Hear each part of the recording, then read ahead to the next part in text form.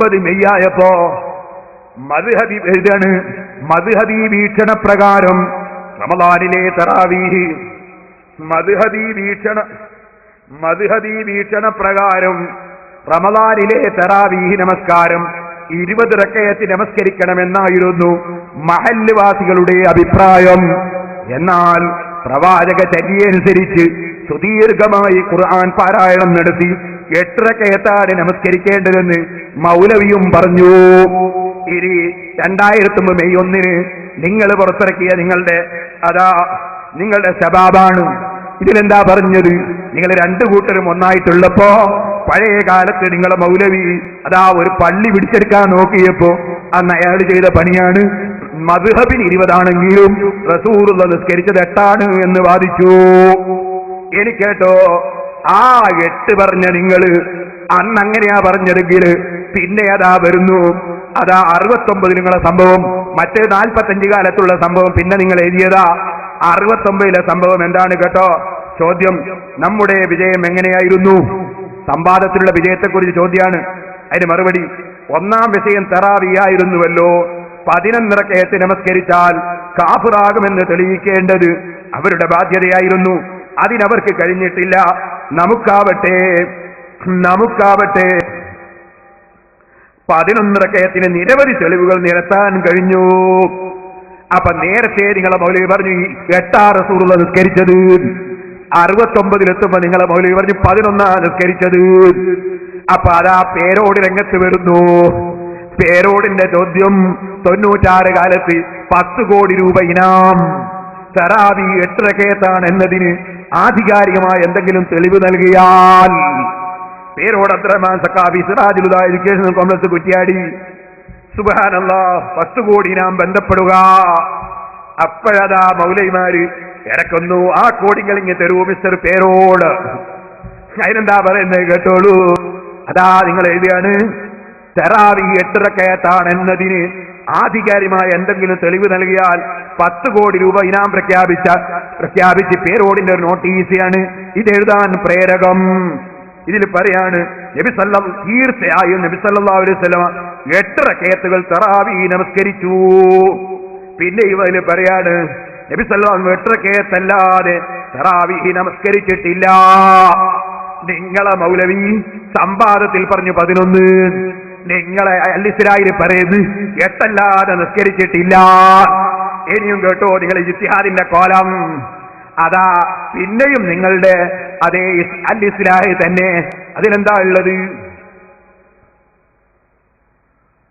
തറാവീഹ് എന്ന പേരിൽ ഇന്ന് നമസ്കരിക്കാറുള്ള റമളാനിലെ രാത്രി നമസ്കാരം 8 റക്അത്താണ് എന്നതിന് മുജാഹിദുകൾക്ക് മുകളിൽ പറഞ്ഞ തെളിവുകൾ മതി. അപ്പൊ 8 റക്അത്താണ് എന്ന് തെളിവിട്ടി. 11 എന്നാ അപ്പൊ പറഞ്ഞത്, നേരെ പറഞ്ഞത്. അതിന്റെ മുമ്പ് പറഞ്ഞ 20, അതിന്റെ ഇടയ്ക്ക് ഒരു 8, അതിന്റെ ഇടയ്ക്ക് ഒരു 11, പിന്നെയും 8. എനിക്കേട്ടോ ശബാബ് 2006 സെപ്റ്റംബർ 29 അതിനെന്താ പറയുന്നത്? തറാവീഹ് 8 റക്അത്തും വിത്ർ 3 റക്അത്തും എന്ന ധാരണ തന്നെ പൂർണ്ണമായി ശരിയല്ല. ഇജ്തിഹാദാണ്. ഇനിയും കേട്ടോ, എന്നാൽ 8 റക്അത്ത് മാത്രമാണ് തറാവീഹ് എന്ന ധാരണയ്ക്ക് യാതൊരു അടിസ്ഥാനവുമില്ല. അതെപ്പോഴാ? അത് 9 സെപ്റ്റംബറിൽ 2006. ഇനി നിങ്ങൾക്ക് കേൾക്കണോ? ഇതൊക്കെ മുജാഹിദിന്റെ പത്രങ്ങളിലും മുജാഹിദിന്റെ പ്രസിദ്ധീകരണത്തിലും വന്നതാണെങ്കിൽ അവസാനം ഒരു മൗലവി പറയുന്നു, എന്താ പറഞ്ഞതോ? കേരളത്തിലെ ഇസ്ലാഹികളെ കുറിച്ച് അവർ 8 റക്അത്തുകാരാണെന്ന വാദം നുണപ്രചരണമാണെന്നു ഇവിടെ പ്രത്യേകം ഉണർത്തുന്നു. സുബ്ഹാനല്ലാഹ്. ഇനിയും കേട്ടോ നമ്മളെ സെലഫി, ഈ നാലാപുരത്ത് വരുന്ന സെലഫി, അയാൾ പ്രസിദ്ധീകരിക്കുന്ന ഒരു സാധനം റമദാൻ ആശംസ, ഇന്ത്യൻ ഇസ്ലാഹി സെന്റർ ഷാർജ. അതിലെന്താ പറയുന്നത് കേട്ടോ? എന്നാൽ 11 റക്അത്തിലും അധികമായാലും കുറ്റമൊന്നുമില്ല. 11 റക്അത്തിലും അധികമായാലും കുറ്റമൊന്നുമില്ല.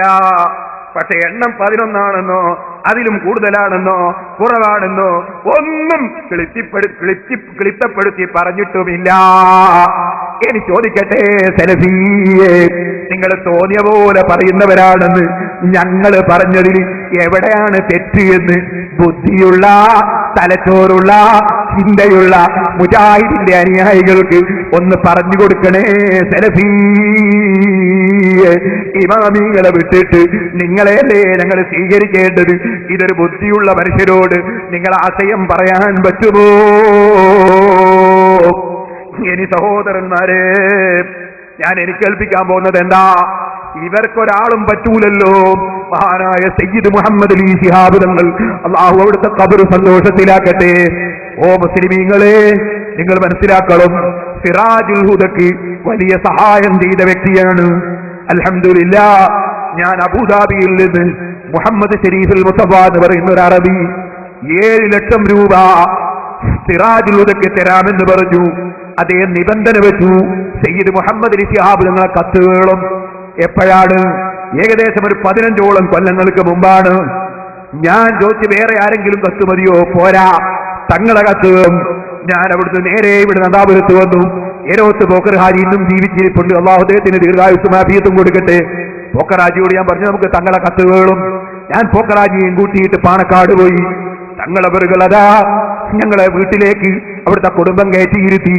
ഞങ്ങൾ അവിടെ ഇരുന്നു. കുറച്ചു കഴിയുമ്പോൾ തങ്ങൾ വന്നു, കസേരയിൽ ഇരുന്നു, ഫാത്തിഹ ഓതിയിട്ട് ദുആ നടത്തി. ആദ്യം തുടങ്ങുന്നത് അങ്ങനെയാണ്. നിങ്ങൾക്കത് തീരെ പറ്റൂല. ഫാത്തിഹ ഓതിയാ നരകത്തിലാ നിങ്ങളെ ഭാഷ. ഇരിക്കട്ടെ, ഞാൻ മുമ്പ് പലപ്പോഴും പറഞ്ഞിട്ടുണ്ട്, ഫാത്തിഹ കുനി നടക്കാനും പോകാനും അനുവദിക്കൂല. ഇതൊക്കെ പറഞ്ഞു തൊട്ടടുത്തൊക്കെ ഫാത്തിഹ, നീരാനും പോകാനും വിടൂല. ഫാത്തിഹ ഫാത്തിഹ എന്ന് പറഞ്ഞ മൗലവി സിപ്പാക്കുന്നുണ്ട്. തൊട്ടടുത്തൊക്കെ അൽ ഫാത്തിഹ.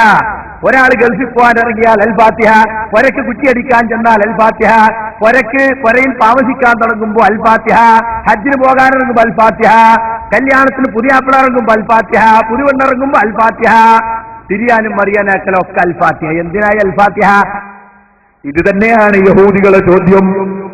യഹൂദികളും ചോദിക്കുന്നത് എന്തിനാ അൽ ഫാത്തിഹ? സുബ്ഹാനല്ലാഹ്, തൈനാക സബ്അൻ മിനൽ മസാനി. അല്ലാഹു തആല വലിയൊരു സംഗതിയായിട്ട് ഖുർആനിൽ പറയാണ്.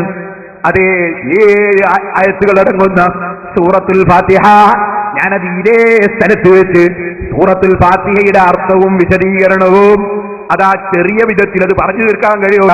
ചെറിയ വിധത്തിൽ ഇമാമിങ്ങൾ പറഞ്ഞത് 7 ദിവസം ഞാൻ ഇവിടെ വാദ് പറഞ്ഞിട്ടുണ്ട്.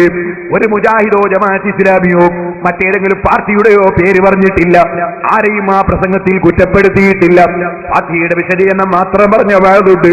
കേൾക്കാത്തവരൊന്ന് കേട്ടു നോക്കണം. എന്താണ് സൂറത്തുൽ ഫാത്തിഹയുടെ മഹത്വം? അതുകൊണ്ട് പറഞ്ഞു തീർക്കാൻ കഴിയുന്നു. ഇരിക്കട്ടെ, ആ സൂറത്തുൽ ഫാത്തിഹ ശിഹാബ് തങ്ങൾ ഓതി. യഹൂദികൾക്ക് ഓതാൻ പറ്റില്ല, അവർക്കത് പിടിക്കൂല.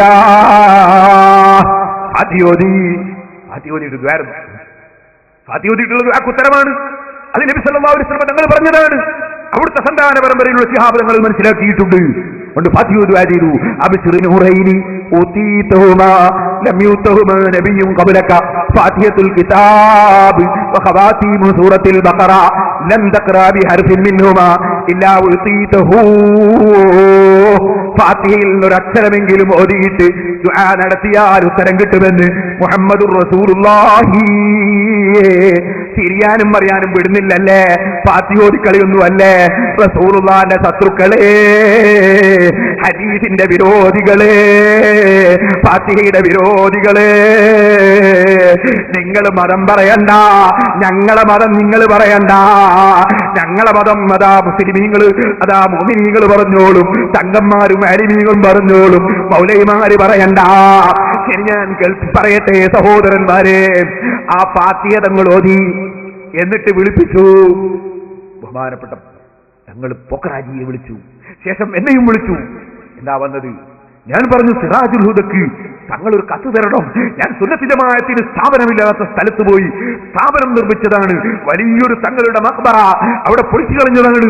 നമ്മളെ പള്ളി പച്ചയായി പിടിച്ചെടുത്തതാണ് കുറ്റിയാടിയിൽ. അവിടെ ഞാൻ സുന്നത്ത് ജമാഅത്തിന് ഓലശെഡ് കെട്ടി സ്ഥാപനം തുടങ്ങി പ്രവർത്തിക്കുന്നുണ്ട്. അതിന് ഒരാൾ 7 ലക്ഷം രൂപ തരാമെന്ന് പറഞ്ഞിട്ടുണ്ട്. അന്നത്തെ 7 ലക്ഷം ഏകദേശം ഇന്നത്തെ 70 ലക്ഷമാണ്. അതിനേക്കാളും വലുതാണ്. കുറ്റിയാടിയുടെ സ്ഥലത്തിന്റെ വിലയൊക്കെ നോക്കിയാൽ അതിനേക്കാളും വലുതാണ്. അതുകൊണ്ട് തങ്ങൾ ഒരു കത്ത് തന്നാലേ അയാൾ തെരുവെന്ന് പറയും. തങ്ങൾ കത്ത് തരണം.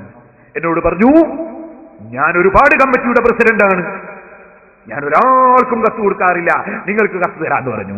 ബഹുമാനപ്പെട്ടവർ ഉടനെ ലെറ്റർ ഹെഡ് എടുത്തു. അറബിയുടെ പേര് ചോദിച്ചു. അറബിയിൽ തന്നെ കത്ത് എഴുതി തന്നു. പോക്കർ ഹാജി നദാപുരത്തുകാരനാണ്, നിങ്ങൾ അന്വേഷിച്ചു നോക്കൂ.